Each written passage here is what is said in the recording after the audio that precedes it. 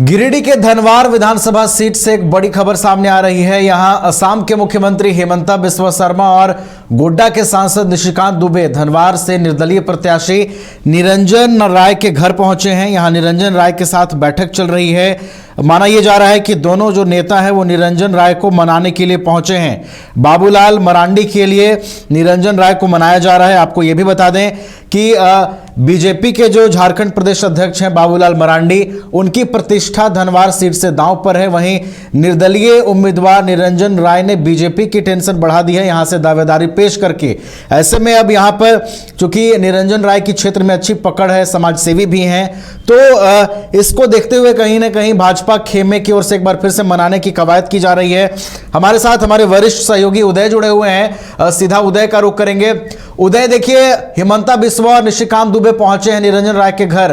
पहले भी मान मुनव्वल का दौर चला है, लेकिन इस बार क्या लग रहा है उदय, कोशिशें जो है मान मुनव्वल की वो इस बार कामयाब होंगी बीजेपी की? देखिए नवीन, राजधनवार सीट से निरंजन राय इस बार पूरी तैयारी के साथ चुनाव मैदान में उतर गए थे और उनका साफ साफ कहना था कि इस बार वो मानने को तैयार नहीं है। देखिए, उनकी तरफ से ये कहा जा रहा था कि जिस तरह से लगातार क्षेत्र की उपेक्षा हुई है, क्षेत्र में विकास के काम नहीं हुए हैं, तो उन सबको लेकर वो चुनाव मैदान में उतरे हैं। और इससे पहले वो बाबूलाल मरांडी के ही खासम खास माने जाते थे, उन्हें उनका हनुमान कहा जाता था, बाबूलाल मरांडी के साथ लगातार खड़े रहते थे। लेकिन इस बार उन्होंने चुनाव मैदान में खड़े होकर बाबूलाल मरांडी के लिए परेशानियां खड़ी कर दी थी। और देखिए, वहां का संघर्ष बड़ा रोमांचक हो गया था। जेएमएम ने निजामुद्दीन अंसारी को उतार दिया था, माले के राजकुमार यादव थे। महागठबंधन की तरफ से गठबंधन के तहत ये सीट माले को दी गई थी। राजकुमार यादव वहां चुनाव लड़ रहे थे, लेकिन बाद में जेएमएम ने फ्रेंडली फाइट के बात कहते हुए निजामुद्दीन अंसारी को उतार दिया। और जहां महागठबंधन के वोट बट रहे थे, वहीं बाबूलाल मरांडी की जीत सुनिश्चित होती दिखाई दे रही थी। ऐसे में निरंजन राय काफी मजबूती से चुनाव मैदान में उतर गए थे और उन्होंने बीजेपी के लिए, बाबूलाल मरांडी के लिए एक बड़ी मुसीबत खड़ी कर दी थी। इससे पहले भी हेमंता बिस्वा शर्मा की तरफ से निशिकांत दुबे को भेजा गया था, लेकिन उस वक्त बात नहीं बनी थी।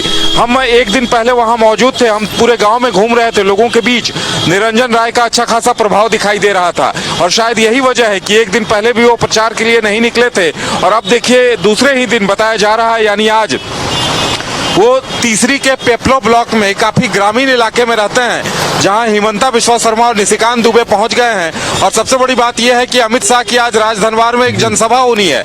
तो बीजेपी की कोशिश है, हेमंता बिस्वा शर्मा की कोशिश है कि उससे पहले उन्हें अमित शाह के मंच पर ले आए, ताकि लोगों को यह संदेश दिया जा सके कि अब निरंजन राय बीजेपी में शामिल हो गए हैं। और ये देखने वाली बात होगी कि क्या होता है। हालांकि निरंजन राय इतनी आसानी से मानेंगे इसकी उम्मीद कम दिखाई देती है, क्योंकि वो काफी आगे बढ़ चुके हैं। लेकिन बीजेपी की तरफ से जिस तरह से तमाम बड़े नेता उन्हें मनाने की कवायद में जुटे हुए हैं, इंतजार इस बात का भी है कि हो सकता है वो बीजेपी में आने के लिए हामी भर दें और कुछ ही देर बाद इस बात का ऐलान कर दें कि वो बाबूलाल मरांडी को समर्थन कर रहे हैं, उनके समर्थन में वोट दिलाएंगे अपने समर्थकों से भी। बिल्कुल उदय, आपने जैसा कि बताया कि उन्हें लोगों का समर्थन भी मिल रहा है और आज हो सकता है कि उन्हें बीजेपी में शामिल भी कराया जाए। लेकिन ये उदय इतना आसान नहीं होगा। जिस तरीके से आपने बताया कि आज देखिए अमित शाह की भी सभा होनी है, तो क्या अमित शाह से भी आज उनकी मुलाकात संभव हो सकती है उदय, अगर बातचीत इन नेताओं से नहीं बनती है तो?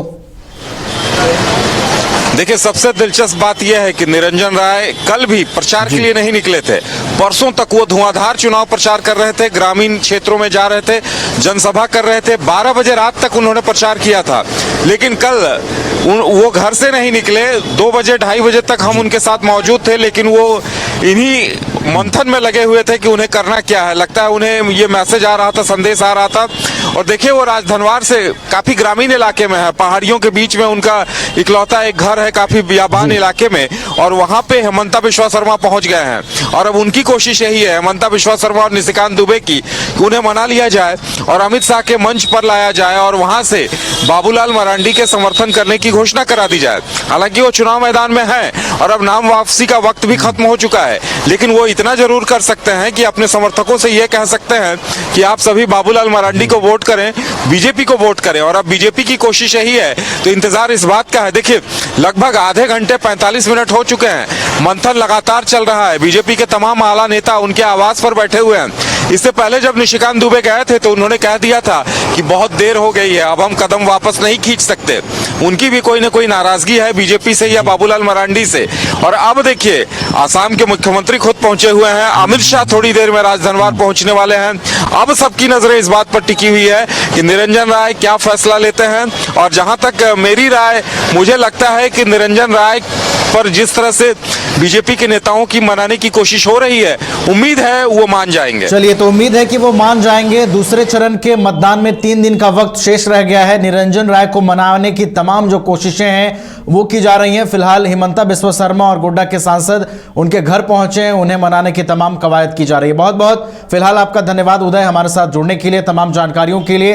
तो निरंजन राय जो धनवार से निर्दलीय प्रत्याशी हैं, उन्हें मनाने की आखिरी कोशिश जो है वो की जा रही है। और जिस तरीके से उन्हें लोगों का समर्थन मिल रहा है, हालांकि अब वो नामांकन तो वापस नहीं ले सकते हैं, लेकिन बतौर निर्दलीय प्रत्याशी अब अपने समर्थकों से वो ये अपील कर सकते हैं कि वो बाबूलाल मरांडी का समर्थन करें, बाबूलाल मरांडी के पक्ष में वोट करें। और देखिए, अहम बात यह है कि आज धनवार विधानसभा क्षेत्र में गृह मंत्री अमित शाह की चुनावी जनसभा भी होनी है, तो उस मंच पर भी लाने की कोशिश हो सकती है बीजेपी नेताओं की कि आधिकारिक रूप से जो निरंजन राय हैं वो बाबूलाल मरांडी को समर्थन दे और बीजेपी के मंच पर भी नजर आए। बहरहाल हमारी तमाम परिस्थितियों पर नजर बनी रहेगी, देखना है निरंजन राय का अगला स्टैंड क्या होता है।